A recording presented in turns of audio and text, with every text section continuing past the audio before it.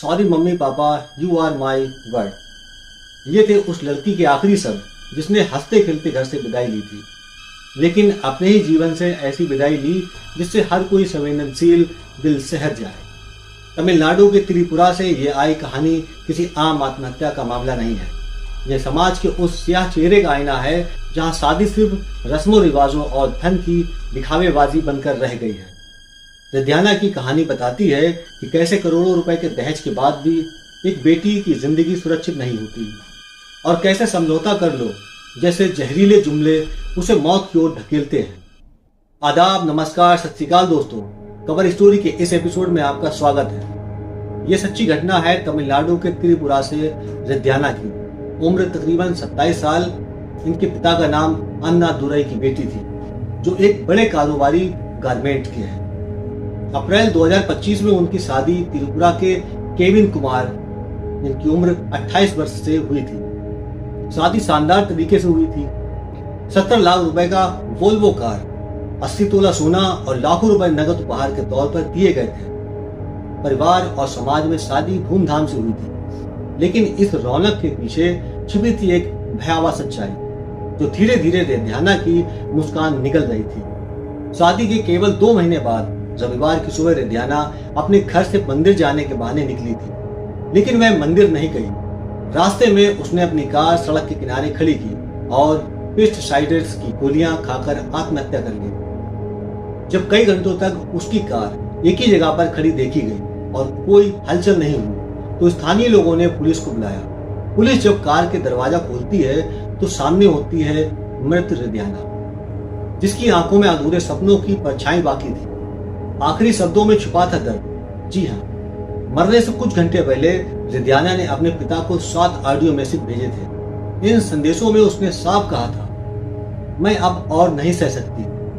मैं रोजाना मानसिक प्रताड़ना झेल रही हूँ। सब कहते हैं एडजस्ट कर लो, लेकिन मैं अब थक चुकी हूँ। मैं अपने माता पिता पर बोझ बनना नहीं चाहती। Sorry papa mummy, you are my world. मतलब आप ही मेरी दुनिया हो। इन शब्दों में सिर्फ रिद्याना का दर्द नहीं, बल्कि इस समाज की गहराई में बैठे वो जहर झलकता है जो बेटियों को अपने हक के लिए लड़ने नहीं देते हैं। कौन लोग जिम्मेदार थे?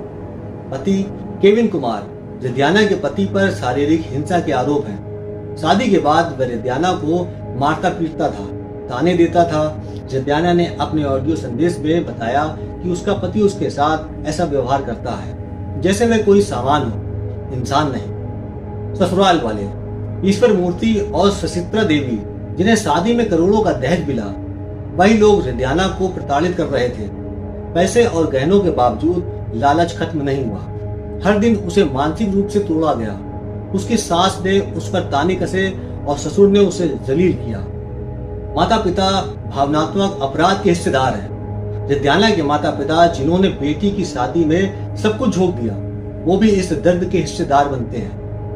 जब बेटी ने परेशानियों की बात की, तब उन्होंने भी यही कहा, समझौता कर लो। समाज जो चुप है लेकिन जिम्मेदार भी है। वो रिश्तेदार, वो पड़ोसी, वो जान पहचान वाले जो रिद्याना की हालत जानते थे लेकिन बोलते नहीं। वो समाज जो ससुराल से लौट आई बेटी को बोझ मानता है और लड़की को मरने के लिए छोड़ देता है। शादी में करोड़ों का दहेज देने के बाद भी ससुराल वालों की मांगे थमी नहीं। दहेज की यह भूख सिर्फ पैसों तक सीमित नहीं रही, यह आत्मा को चीर देती है। रिद्याना ने अपने आखिरी मैसेज में कहा, मैं इसे और नहीं झेल सकती। ये सब नाटक है और मैं अब थक चुकी हूँ। फिर मिला एडजस्ट कर लो का जहर। समझौते की सलाह देकर इस समाज ने रिद्याना को और भी अकेला कर दिया। जब उसने मदद मांगी तो उसे दिलासा नहीं, समझौता कर लो की चुप्पी मिली। फिर माइंड में आया बोझ बनने का डर। उसने कहा, मैं अपने माता पिता पर बोझ नहीं बन सकती। ये समाज ने बेटियों को ये यकीन क्यों दिला दिया कि वे अपने ही घर में पराई हो चुकी। रविवार की सुबह जब बाकी दुनिया अपने कामों में व्यस्त थी, रिद्याना जीवन से विदा ले रही थी। उसने जहर की गोलियां खाई, कार में दम तोड़ा और इस समाज को सवालों के घेरे में छोड़ गई। पुलिस ने रिद्याना की मौत के बाद तत्काल कार्रवाई की। पति केविन कुमार, ससुर ईश्वर मूर्ति और सचित्रा देवी को गिरफ्तार किया। रिद्याना का शव पोस्टमार्टम के लिए भेजा गया। उसके माता पिता और रिश्तेदारों ने अस्पताल में प्रदर्शन किया, न्याय की मांग की। अब सवाल यह नहीं है कि रिद्धियाना क्यों मरी, सवाल यह है कि क्यों नहीं जी सकी। क्यों एक पढ़ी लिखी आत्मनिर्भर लड़की ने अपनी जिंदगी खत्म कर ली? क्यों उसे कोई रास्ता नहीं दिखा? क्यों हर तरफ से उसे बस समझौता ही सुनने को मिला?